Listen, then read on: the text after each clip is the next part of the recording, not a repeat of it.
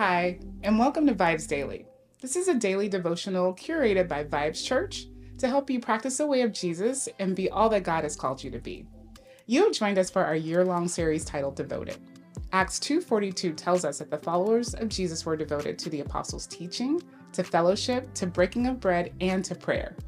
This podcast was created to provide context and commentary for what you read each day. Just before our friends begin discussing today's reading, we want to invite you not only for fellowship, but for prayer as well. We have created the VIBE Daily Chat Group to offer you fellowship and a community where you can state your observations, ask questions about the reading or the podcast.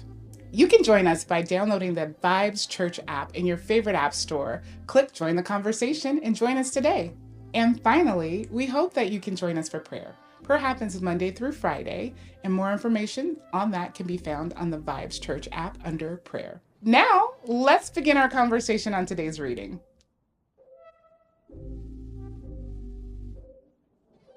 All right, welcome back to the VIBEZ Daily podcast. It is day 85 of our year-long series titled Devoted. We have been journeying through the entire Bible. Started in Genesis, and we are here in 1 Samuel, which we will complete this week. So excited to be here. I am glad to be back with my wife, Victoria, kind of in a new location here, sitting on the couch together.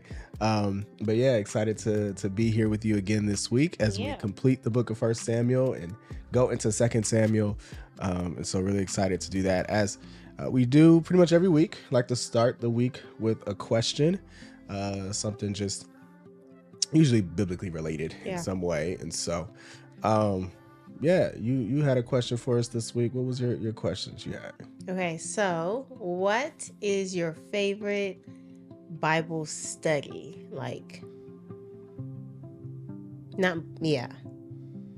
Okay. That's a course, a book. Yeah. That's broad enough. Okay. To narrow it down. It's a good question. I am probably going to say the Bible in 90 Days. Mm-hmm.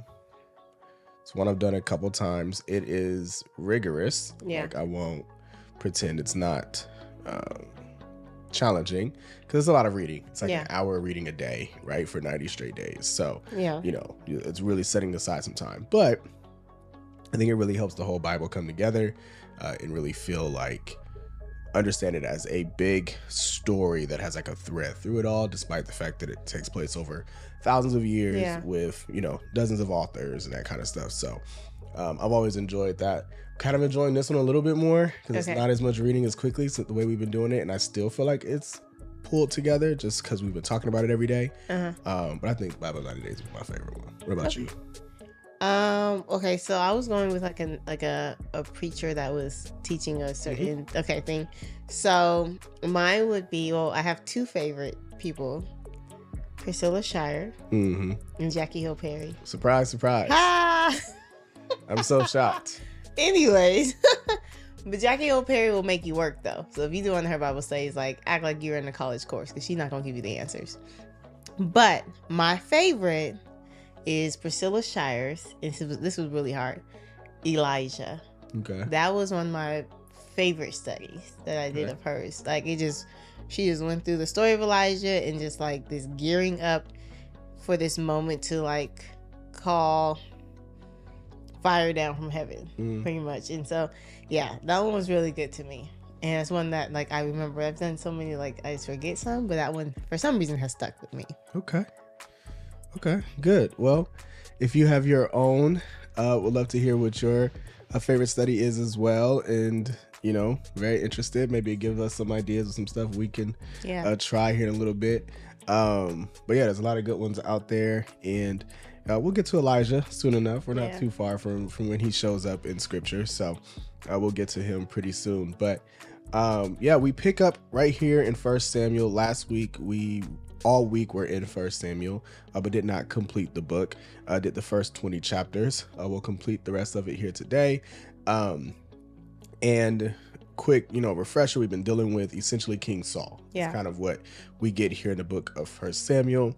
It's named after Samuel. He's kind of the prophet that anoints Saul as king and eventually anoints David as king, what we read last week.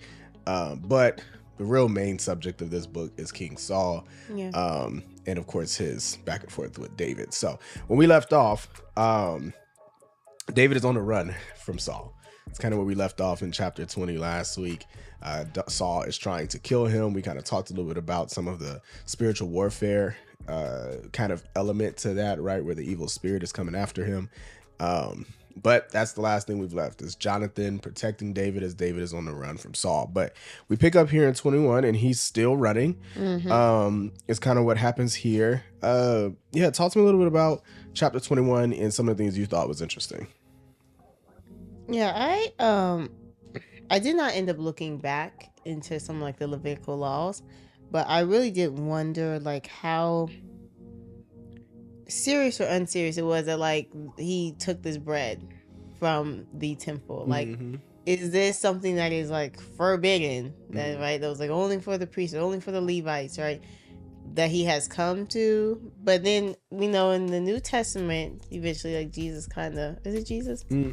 Who mentions like David because he was hungry. Yeah. He goes in. So it feels like God himself was okay with it. Right. So, you know, it seems like he was okay with David taking this bread from the temple.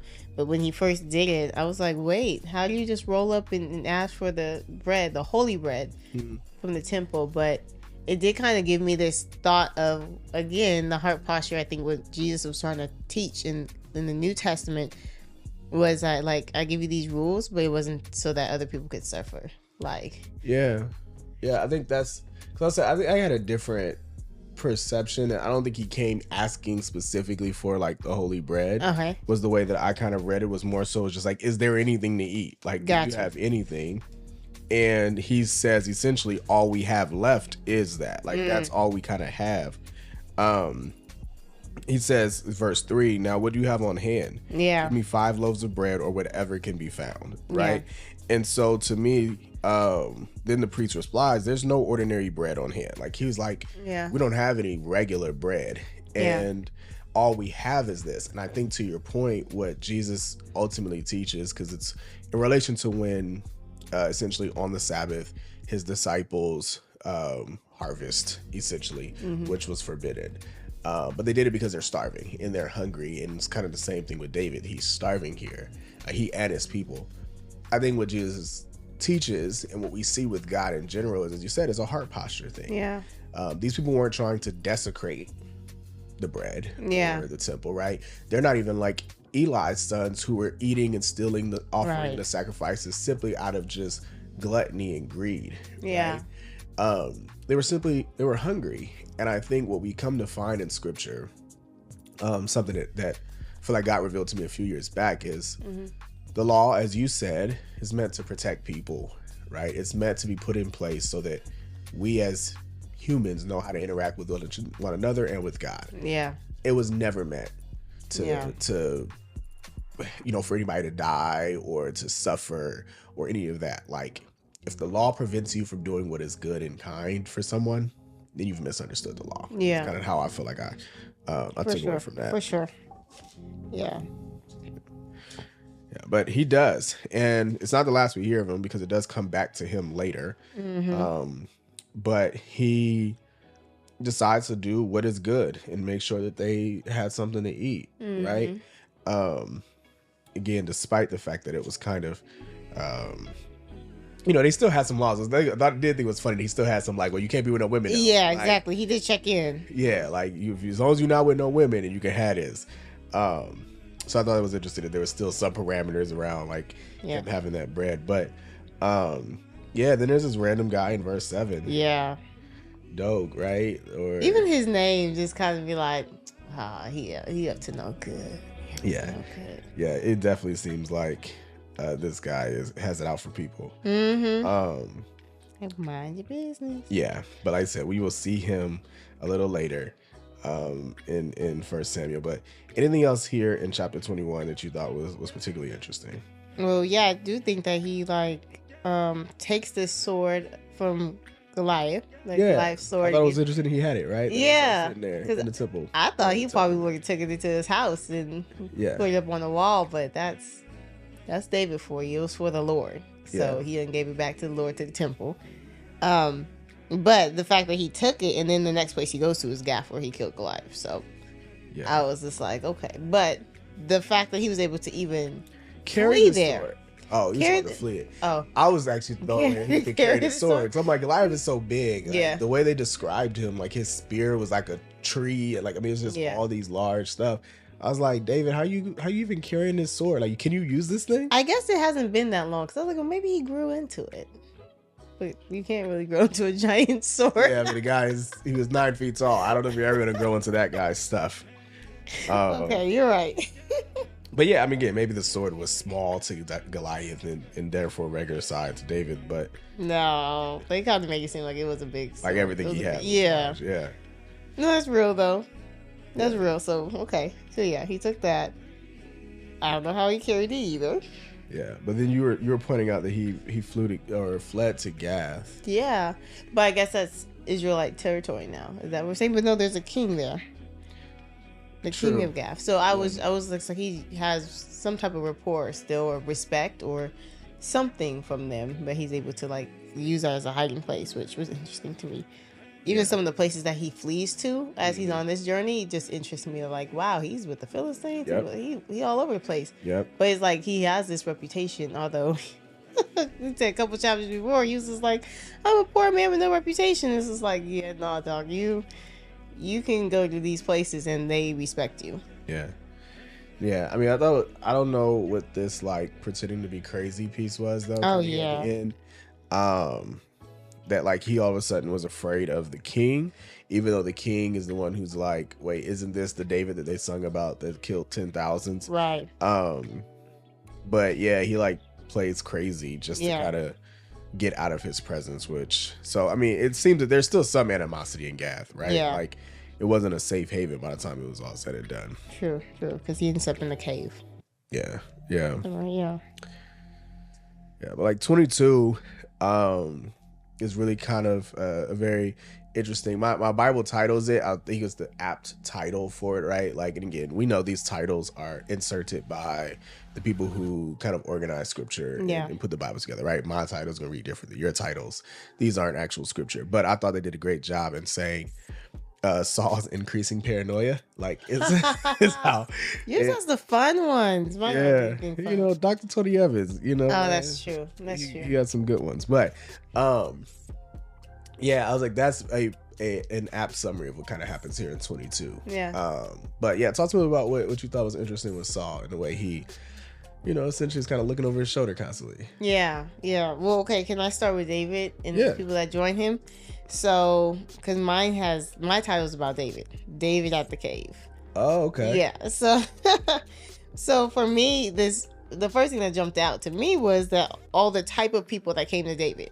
Okay. It was his brothers and all his father's house, who heard of it, that came to him, and it was like saying that it was everyone who was in distress, everyone who was in debt, and everyone who was bitter in soul gathered to him. Yeah. So it just seemed like all these outcasts or all these people struggling, which again foreshadows us to Jesus, right? Like all the people who would come to Jesus. Yeah. So that that was really interesting to me, that these are the people, and it was about 400 people, 400 men.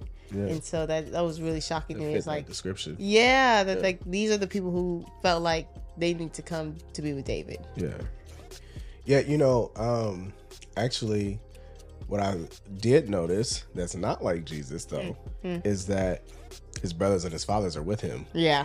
Like, that's the part that jumped out to me about that early part. Was I was like, oh, so all of a sudden Eliab, who want to like question him on the field, and Jesse, who don't want him to be out here when they anoint the king, all of a sudden, they in David's crew. Yeah, now y'all wanna come. Which, hey, I can respect. It's okay though. Yeah, I can respect. It takes a lot of maturity. It does. To say like, I was wrong. You the king. You the king, bro. Little bro. Yeah. You know what I'm saying? You the king. Yeah. Because let's be honest, Jesus' brothers weren't like that. They weren't. It wasn't until he died and resurrected that Jesus' brothers came around and was like, oh, okay. Yeah, he really was. He could bring himself back to life. So he might be the Messiah. He really you know what I'm was the saying? Messiah. Yeah. So I don't know. That jumped out to me. I was just like, hey, I do appreciate at least that his brothers and his dad came around. No, that's for real. Yeah. That's for real. Yeah. The next thing that jumped out to me though was and I didn't notice this myself. It was during one of my Bible study books that I was going through that they pointed out in verse 6 that Saul was sitting under a tamarisk tree. Mm-hmm. And that is exactly where he died as well, or he was buried under a tamarisk tree. Mm-hmm. So down in like First Chronicles, you'll see that he was buried in the tamarisk tree. Under the one. Yeah. Interesting. Yeah, I just wondered if there was any significance there. No idea. I have no idea what a tamarisk tree is, so can't tell you. And I can't even tell you where there seems to be a footnote in mine right after tree, but I can't find where that footnote is going. That's funny. Well, you know, the other interesting thing about the Bible is like the things that they say, like these details, like a tamarisk tree or stuff, like in these different cities, like these were the type of trees that actually grew there. So like this is like, once again, these little details are like other facts and like evidence for the validity of the Bible, right? Oh yeah. And so I love seeing these little hidden gems where it's kind of like the tamarisk tree, because if you go to wherever Gibeah while we was, it's probably used to be like, or still is, a bunch of tamarisk trees. Yeah, that's good.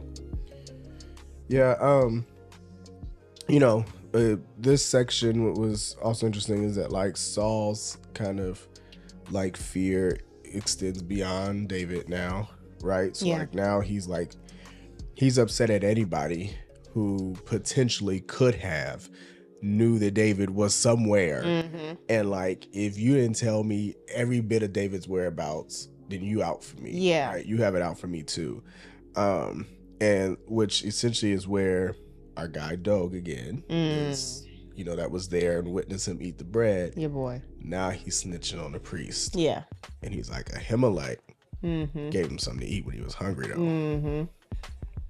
Yeah. I don't think he like you. You know what I'm saying? Like, probably trying to do that to get favor from the king, of course. Bit. Yeah. Absolutely. You know, get in, which, like, it's not in any way the right way, right? To try to take someone else down to get, you know, get your own favor. But, man, it worked. Yeah. Because Saul goes after Ahimelech. And Ahimelech tries to, like, state his case. Like, man, he's on your team. Like, he leads your people, right? Like, he goes to war for you. He's part of your court. He's your son-in-law. Like, why wouldn't I treat him well? I've treated him well before. Like, it's not even the first time, you know, that I've done something for him. And Saul orders Ahimelech and all those priests to die. Yeah. Because he is that worried about people having it out for him. Anything you thought was interesting in the second half of 22? Kind of that story there. Yeah, I mean, I was wondering if the Lord also like had something against Ahimelech, and this was part of his way of just getting rid of his priestly line, kind of like with Eli. It doesn't say any of that, but I was wondering, like, well, why did the Lord allow all these priests to get slaughtered? We see this, you know, time and time again. Even like I said, one of my favorite books of the study book, Bible study books. I don't know how to say that right, but for the Elijah one, like, when we get there's a bunch of priests that gets like slaughtered and killed. I'm like, Lord, why are you letting your people get slaughtered? But I just wondered if there was any. I mean, I don't have, you know, the text doesn't have answers to that, but I was just wondering, like, why he had to die. And the fact that, like, it still strikes me when, like, how does one person take out like 85? Like, nobody else could fight. Like, some of these priests used to be getting down. Like, Samuel was chop-sueying people. So to me, I'm just like, well, how do we let this one person strike down all these people. Yeah. And I'm like, well, was the soldiers still just like holding them? You know, did they have them bound? Or like, maybe there was a situation here that's not explained. But to me, in my eyes, it's kind of like, no, like there's 85 of us on you, but like, you know, who knows? There's like armed soldiers everywhere. So yeah, I mean, and that maybe it just speaks to the ability of someone like a dog, because I mean, we saw that like a Jonathan would do that with the Philistines, or David obviously has done that multiple times. Samson, like somehow one person tends to be able to kill dozens, if not hundreds. Yeah. So yeah.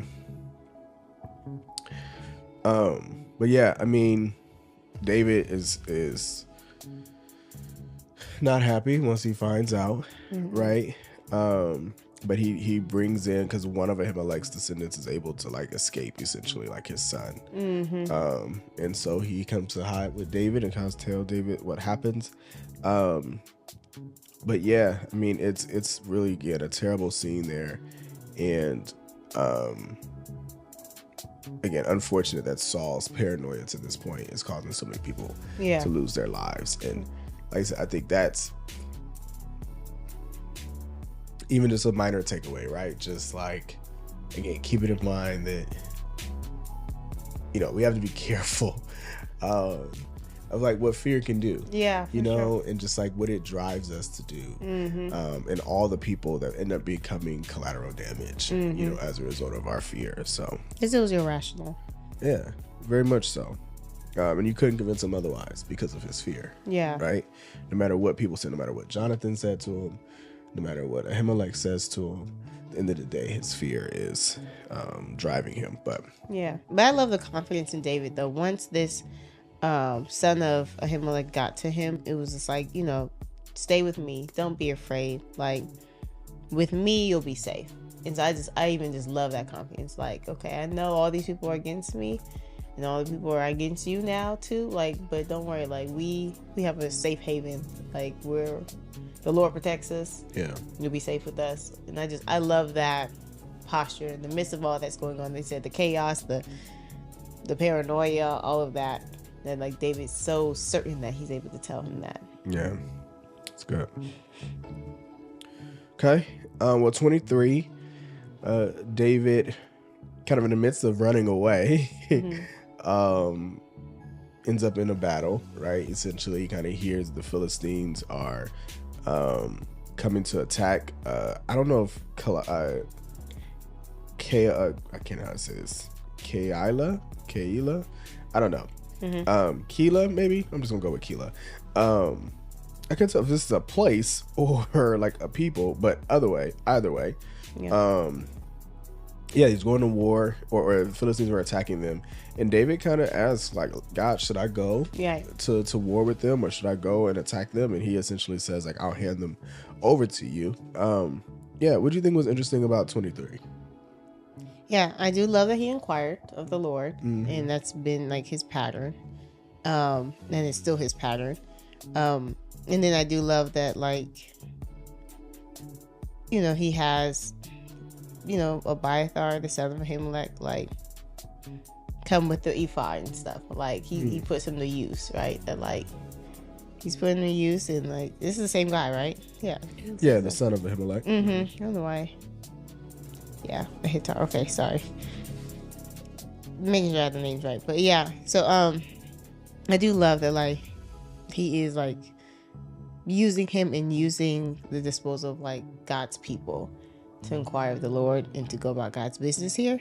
So I love that part. Yeah, I'll say I think like what I thought was just messed up was that, like, obviously he goes to kind of save this people. Yeah, they're gonna give him over. Yeah, and then he's gonna hand him over to Saul. And it's just like, you know, again, David, as you said, he kind of goes to God, he inquires of him. He's like, so is he gonna come down and get me? Yep. Are they gonna hand me over? Yep. It's so messed up. Yeah, he's like, yep, they will. And so he sneaks off and he runs away again. But I'm just kind of like, come on, man, I can't appreciate your boy. Like, come on now. He done come and stepped up for you, saved you. You would have think that they would have had his back, but yeah, nah, people are shady. Yeah, but then David comes again, and he kind of gets sees Jonathan again. So Yeah. him and Jonathan kind of connect one more time here. Kind of a sweet moment where they just, you know, kind of renew their covenant. I won't lie. I kind of was like, you know, I know the story, right? I know what happens. Yeah. So I feel for my boy Jonathan. Yes. Who's like, yeah, man, you'll be king and I'm going to be your right hand, man. Yeah. Like, sorry, son, you don't make it. I know. You That don't hurt make my it. heart for him. Because he was like, listen, I'll ride by your side. Like, it's going to be me and you. So it's like, you know, your partner friend that you grew up with. Like, Yeah. like we going to do this. And it's like, oh, he's Yeah. not even going to make it. Yeah, it feels like a real movie. Like He does. it's like Boys in the Hood or something, and like, Yeah. you know, we making a pack, and it's like Ricky, like at the end of the movie, like he's gone, he's gone. Yeah, no, for real though. He's not gonna make it, man. He's not gonna make it. Yeah. I know the story, but Yeah, but this whole prophecy though that he has, like, okay, Yeah. like you'll be king over Israel. yep, That's no doubt. yeah, and I just love that he sees it and knows it. I mean, Saul acknowledges it too at some point, but doesn't stop him from trying to kill David. But then he's kind of on the run again into 23, kind of barely escapes. I don't know why these people are handing him over to Saul though. I mean, Saul's the king. He is the king. No, that's true. That's true. They trying to get no taxation. Yeah, Saul is the king. David is not. David is just a popular guy. That's true. Right? Because they just like offering information now. Like, ain't nobody coming to ask you Ziphites. Yeah. Ain't nobody coming to ask you where David was. Yeah. They just. There definitely seemed to be a loyalty to Saul. Like, as Yeah. much as David had the 400 with him, Yeah. as you said, they were kind of the desolate, the desperate, you know, the outcast. Mm-hmm. It seemed like most of the people were still supportive of Saul. Yeah. As they should have been. As the king, yeah. Yeah. As king. Yeah, so, but yeah, David's kind of on the run, getting, like you said, they're offering him up. He sneaks off. There's kind of this whole thing around the mountain, and like, the Philistines come and attack. So it's kind of like this distraction. Saul gets distracted and has to go after them. But chapter 24, where we'll end today, is really kind of a significant story. Again, we've mentioned this earlier. These examples of David's character versus Saul's character and what's different about him. Talk to me a little bit about 24 as we close out today. What was something that you thought was interesting? I love that he's in these caves. Like, he just navigates these mountains and just finds these caves. But yeah, it's really big and bold, and it really just shows the heart of David that, like, he is so close and could do so much to Saul, but yet he has so much integrity, and it has nothing to do with what Saul has or hasn't done.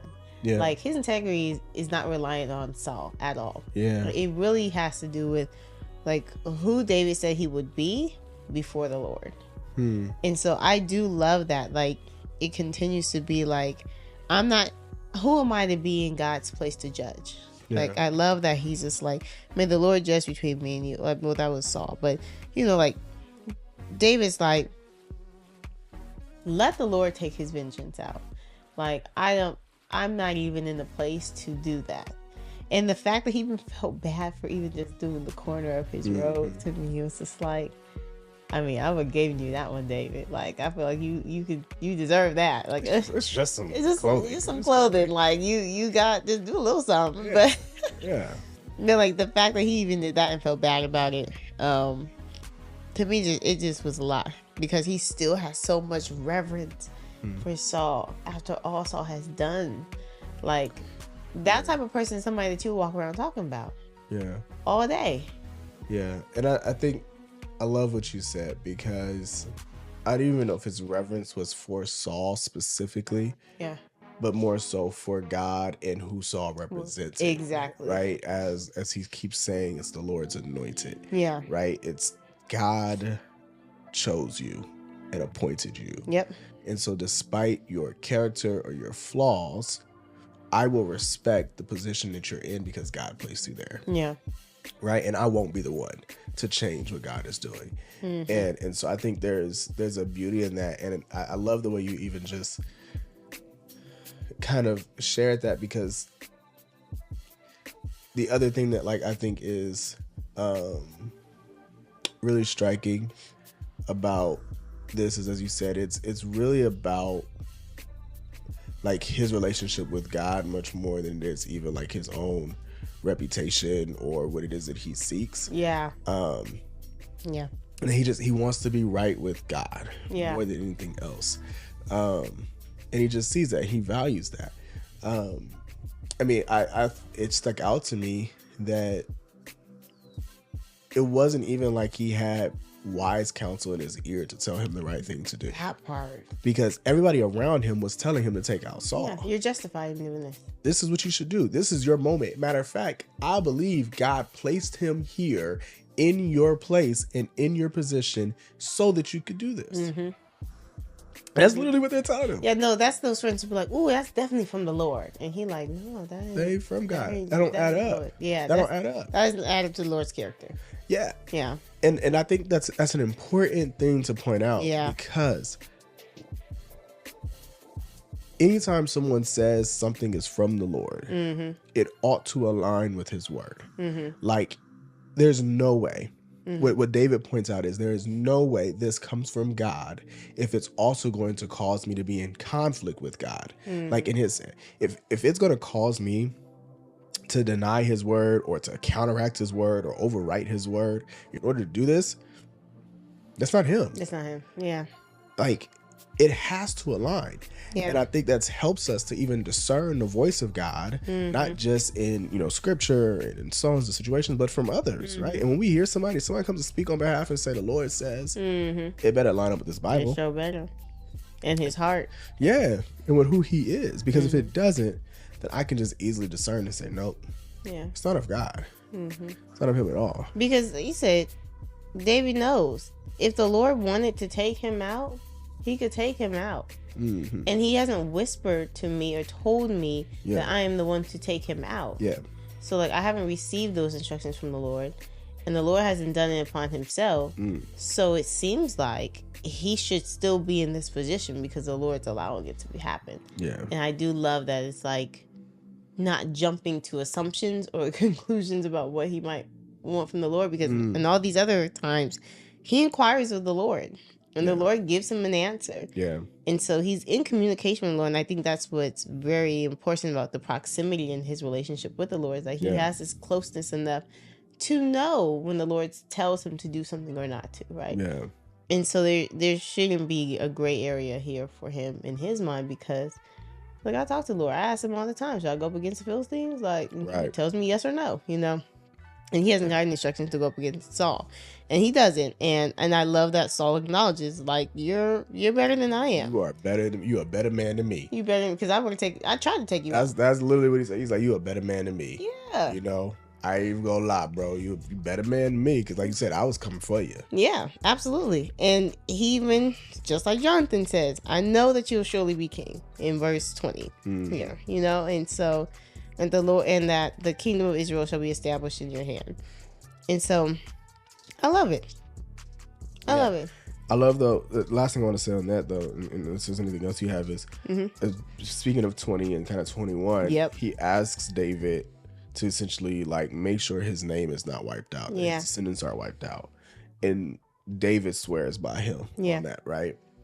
And mind you, let's keep in mind, Saul has swore time and time again not to kill David. Not to kill him. And he keeps going after him, right? Yeah. So, like, it's clear Saul's not a man of his word. Like, he gives his word, he swears, whatever case may be, and he still goes against it.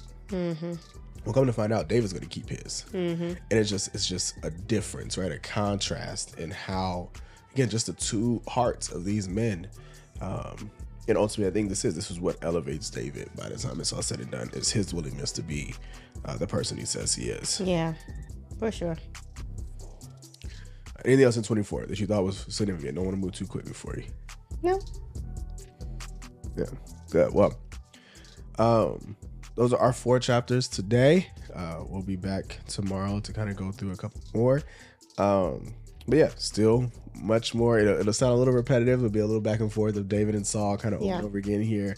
But looking forward to seeing that and talking through it tomorrow. But we'll see you then. Thank you for joining us for the VIBEZ Daily podcast. Be sure to like, comment, and subscribe on your favorite podcast platform or download our favorite, the VIBEZ Church app. Visit vibes.church/devoted for additional episodes, notes, details, and the latest merch. Join us next time as we continue our journey through the Bible. Take good